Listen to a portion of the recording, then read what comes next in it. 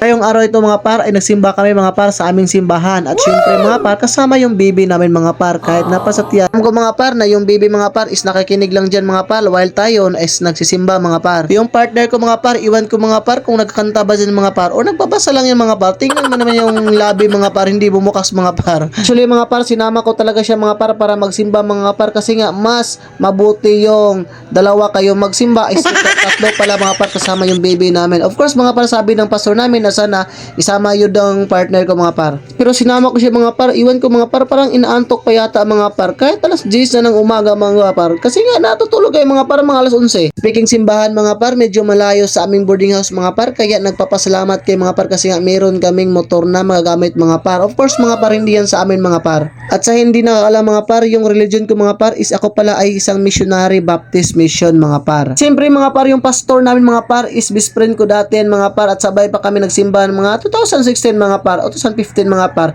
At siya mga par naging pastor mga par at ako naman mga par is nagpatuloy ako sa aking pag-aaral mga par. At siya naman mga par is nagtapos siya sa kanyang pag-aaral bilang isang pastor mga par, kaya laking tuwa ako mga par kasi nga may best friend ako na naging pastor mga par. At hindi lang yan mga par, siya yung pastor namin ngayon mga par. Yes, sobrang ganda mga par kasi nga yung best friend mo ang naging pastor mga par. Yon. Ang tumatagal kami nagsimba mga par, yung partner ko mga par, iwan ko kung ano mga par, parehang kinabuhi mga par. Yung bang kabuhi sumaka sa langit mga par. Mga par, sumaka sa langit. Meron ba yun mga par? Pero ganyan talaga kapag buntis mga par. Tingnan nyo mga par, parang naantok yata ako mga par. Tapos sabi niya na tubig.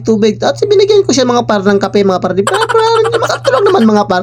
Pero of course mga par, sa habang tumatagal mga par, yun parang nakatulog mga par. Iwan ko kung ano yung buntis mga. Pero mga par ha, hindi talaga biro yung magbuntis ka mga par kasi nga baby yung nasa loob ng tiyan ng mga babae. Kayo ops, kayo mga lalaki, dapat huwag ninyong papahirapan yung mga babae. Dapat mahalin ninyo at huwag ninyong saktan mga par. Tandaan nyo yan. Parang inaantok yata si buntis mga par, kaya sinabihan ako kanina mga par na kumuha daw ko ng isang basong tubig, kaya binigyan ko mga par. At siyempre mga par, tayo mga par, parang inaantok na rin mga par. Pero mga par, hindi tayo pwedeng matulog mga par kasi nga nasa simbahan tayo mga par. Wala tayo sa ating boarding house mga par. Tandaan nyo mga par ha, kasi nga yung iba mga par, kapag magsimba talaga mga par, parang inaantok kayo mga par. Ano talagang inaantok kayo mga par?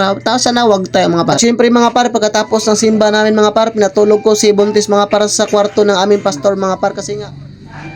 So ayun mga par, tapos ayun yung simba namin mga par, pero yung jowa ko mga par no, hindi yung kabuhi mga par. Ayun. So pinatulog namin siya mga par, kabuhi mga par. So